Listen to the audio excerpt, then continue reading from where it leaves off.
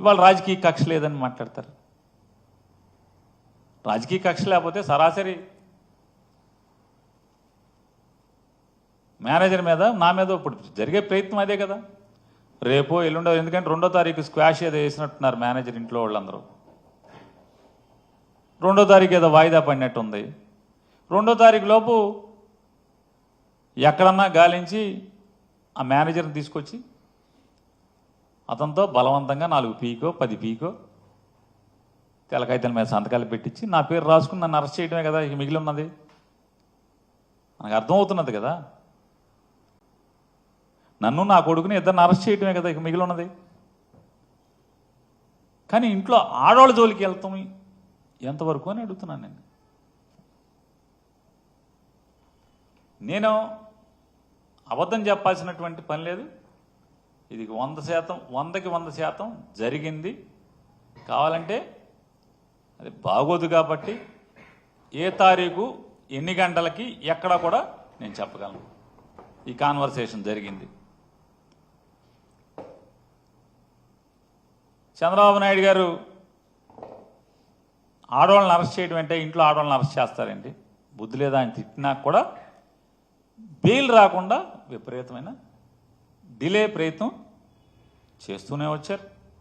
13వ తారీఖున bail petition move చేస్తే ఉద్దేశపూర్వకంగా పీపీల్ని మార్చి పీపీల్ని సెలవులు పెట్టించి 27వ తారీఖు వరకు అది కూడా బలవంతంగా జడ్జి గారు నేను ఎట్టి పరిస్థితుల్లో వాయిదా ఇవ్వను, ఇవాళ చేసేస్తాను అని చెప్పిన తర్వాత 27వ తారీఖు చేయాల్సిన పరిస్థితి వచ్చింది. అలాగే 10వ తారీఖున ఎఫ్ఐఆర్ అయితే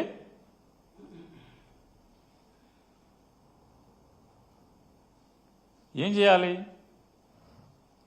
వెంటనే పోలీస్ ఇన్వెస్టిగేషన్ చేయాలి కదా. ఏ ఇన్వెస్టిగేషన్ చేయలేదు. చివరికి 3 రోజుల తర్వాత 11, 12, 13వ తారీఖు 13వ తారీఖున రాజకీయ ఒత్తిడి మేరకు వెళ్ళి మేము తాళాలు ఇస్తామని చెప్పని మా అడ్వకేట్లు చెప్తున్నా సరే బలవంతంగా తాళాలు బ్రేక్ చేసి దాంట్లో ఉన్నటువంటి సరుకుని అగ్రిమెంట్ ప్రకారం అదంతా కూడా జాయింట్ లైబిలిటీ. సివిల్ సప్లైస్ ఏదైతే ఆ గోడౌన్లో దాచినటువంటి ప్రతి బస్తా జాయింట్ లైబిలిటీ. సివిల్ సప్లైస్ అధికారులు, గోడౌన్ యాజమాన్యం ఇద్దరూ జాయింట్ లైబిలిటీ. జాయింట్ లైబిలిటీ అన్నా సరే, తాళాలు మేము ఇస్తాము తీస్తామన్నా సరే తాళాలని బ్రేక్ చేసి ఏంటయ్యా అంటే ఆ తాళాలు బ్రేక్ చేయటం వెనక ఉద్దేశం ఏంటంటే వెంటనే లీగల్ టీం వెళ్ళారు, మొత్తం ఆశాంతం వీడియోలు తీస్తున్నారు. తాళాలు ఇస్తామన్నా సరే తాళాలు బ్రేక్ చేశారు. వెంటనే ఆ ప్లేడర్లని తరిమి కొట్టదాకి శత విధాలా ప్రయత్నం చేశారు. పాపం స్వామి భక్తి పారాయణుడైనటువంటి ఇన్వెస్టిగేషన్ ఆఫీసర్ గారు, సర్కిల్ ఇన్స్పెక్టర్ గారు ఎంత బెదిరించినా అదిరించినా ప్లేడర్లు మాత్రం మా పని మేము చేస్తాం, నీవు ఇష్టారాజ్యంగా చట్టవిరుద్ధంగా అగ్రిమెంట్కి విరుద్ధంగా మీరు తాళాలు బ్రేక్ చేస్తారు కాబట్టి స్టాక్ మాకు నువ్వు ఇక్కడ ఏం చేస్తావో అని మాకు భయంగా ఉందని చెప్పని నీ దురుద్దేశం, నువ్వు పొలిటికల్ ఒత్తిడి. ఎందుకంటే మాట మాటికి ఫోన్ వస్తుంది, పక్కెళ్ళి మాట్లాడుతున్నాడు, ఫోన్ వస్తుంది పక్కెళ్ళి మాట్లాడుతున్నాడు. అసహనం భరించలేకపోతున్నాడు. భరించలేకపోగా పక్కన ఉన్నటువంటి పోలీస్ కానిస్టేబుల్ ఎస్ఐలతో వీళ్ళు ఉండగానే అసహనంతో తిట్టుకుంటున్నాడు అధికారి, పోలీస్ అధికారి. ఈ లాయర్ నా కొడుకులేమో ఎల్లరు మన వదిలి బెదిరించిన అదిరించిన వీళ్ళేమో ఆపలేకపోతున్నాం, వీడియోలు తీస్తున్నారు. ఆయనేమో ఫోన్ చేసి లోపల ఎట్టగొట్ట గంజాయి మూట పెట్టమని చెప్పి ఆయన చెప్తున్నాడు. సావలేకపోతున్నాం అనేమో అతను అసహనంతో అతను తిట్టుకుంటాడు. ఆశాంతం చివరికి సీలేసి వాళ్ళు అక్కడి నుంచి వెళ్ళేంత వరకు కూడా వెళ్ళిన ప్లేడర్లు 10 మంది కూడా వీడియోలు తీస్తూనే అన్నీ రికార్డ్ చేయడం జరిగింది. అంటే ఎలా ఉంది రాజకీయ కక్ష అనేది దానికోసం మీకు ఇవన్నీ వివరిస్తున్నాను. అనిపించవచ్చు. ఇందులో కొంతమంది విశ్లేషకులు కూడా చర్చ రోజు ఇదే పని కదా మొత్తం అంతా రాష్ట్రం అంతా కూడా. ఆ విశ్లేషకులు కూడా ఏమంటున్నారంటే పేరు నాని ప్రతి సంక్లిష్టమైన దానికి లేదా ప్రతి పార్టీకి ఎదురు దెబ్బ తగిలిన దానికి వచ్చి మాట్లాడతాడు కదా, ఇందులో ఎందుకు మాట్లాడడం అని. ఖచ్చితంగా నేను మాట్లాడదామనే 15వ తారీఖున బందర్లో 15, 16, 17 3 రోజుల నుండి మాట్లాడతాకి మీడియాని ఏర్పాటు చేసుకుని ప్రపంచానికి ఏం జరిగింది, నా తప్పు లేదని చెప్పే ప్రయత్నం చేస్తే నా భార్యకి బెయిల్ ఆర్గ్యూ చేస్తున్నటువంటి కేసు టేకప్ చేసినటువంటి అడ్వకేట్లు నా దగ్గరికి వచ్చి కోర్టులో బెయిల్ ఆర్గ్యుమెంట్స్ ఇంకా అవ్వకుండా నువ్వు మాట్లాడితే రేపొద్దున కోర్టుని బెంచ్ని ఇన్ఫ్లుయెన్స్ చేస్తానికి మాట్లాడుతున్నాడు ఇదంతా కూడా అని చెప్పని వాళ్ళు వాదించడానికి అవకాశం ఉంటుంది. నువ్వు మాట్లాడద్దు బెయిల్ ఆర్గ్యుమెంట్స్ అయ్యే వరకు అని చెప్పని నాతో గట్టిగా వాదన చేశారు. నేను కూడా వారికి చెప్పాను, ఇప్పటికే రాజకీయంగా కక్ష సాధింపుతో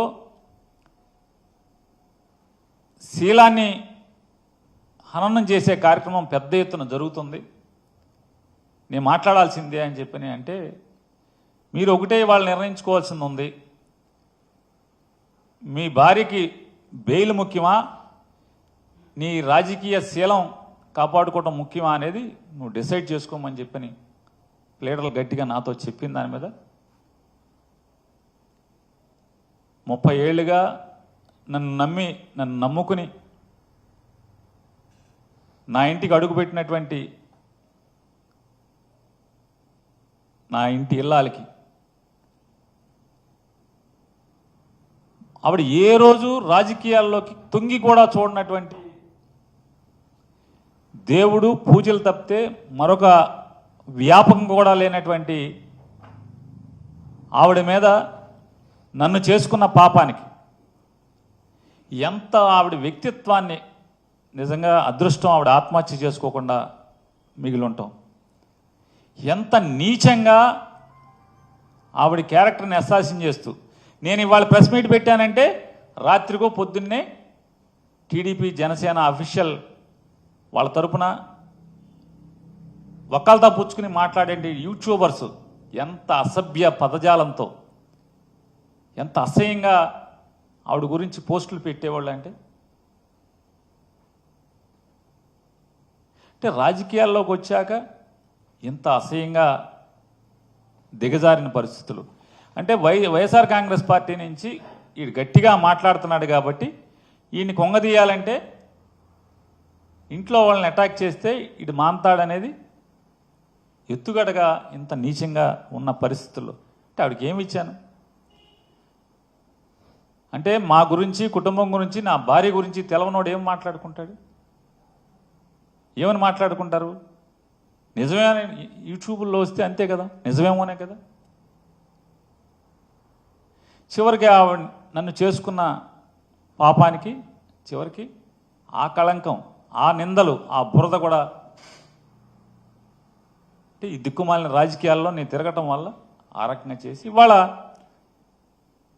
నా మీద కక్ష సాధింపుతో అంటే నా మీద కక్ష సాధింపు ఎందుకని నేను అంటున్నానంటే సివిల్ సప్లైస్ డిపార్ట్మెంట్లో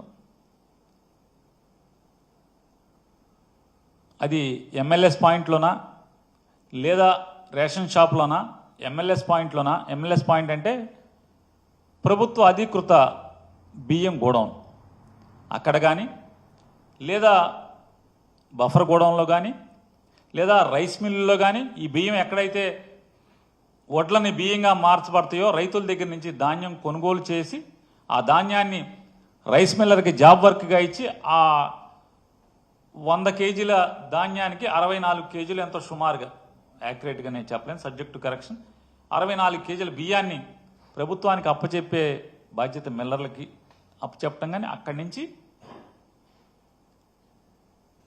ఫెయిర్ ప్రైస్ షాప్ దాకా జరిగేటువంటి లేకపోతే షార్టేజీలు కానీ ఎక్కడన్నా కానీ ఫిల్ఫరేజెస్ కానీ లోపాల్లో కానీ డబ్బు కడతాను అంటే డబ్బు కడతానికి ముందుకొచ్చినా కూడా డబ్బు కట్టించుకుని క్రిమినల్ కేసు కూడా కట్టిన ఈ రాష్ట్రంలో ఒక్క సంఘటన ఉంటే చెప్పమని నేను అడుగుతున్నాను. ఒక్క సంఘటన ఉంటే చెప్పమని అడుగుతున్నాను.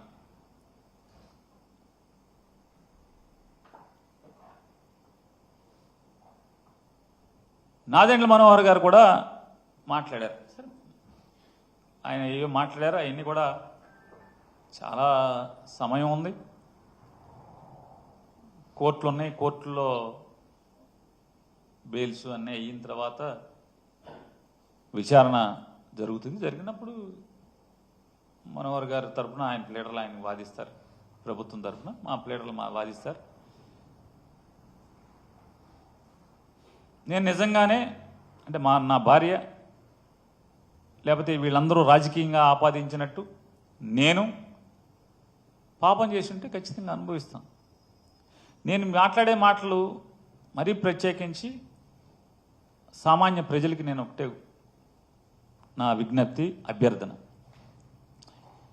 ఇందులో నాకు గనక ఏదన్నా అంటే లేదా నా భార్య కానీ నేను కానీ ఏదన్నా చిన్న పాపం చేసి ఉన్నాం, పాపానికి మేము భాగస్థులం అయి ఉన్నామంటే కనుక నేను అత్యంత ప్రేమించేటువంటి దేవుళ్ళ కంటే మిన్నగా ప్రేమించేటువంటి చనిపోయి మరణించినటువంటి నాకు జన్మనిచ్చిన తల్లి మీద ప్రమాణం చేసి నేను చెప్తున్నాను.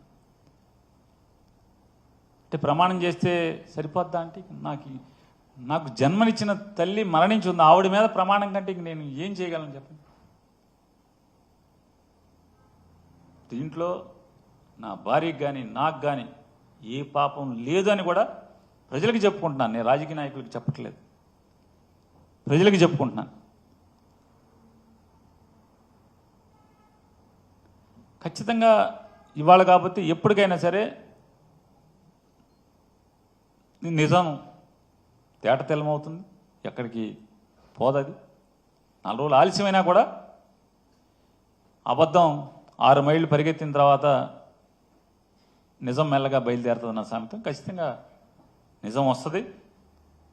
నేను అట్లాగే మనోహర్ గారిని కూడా నేను అడుగుతున్నాను.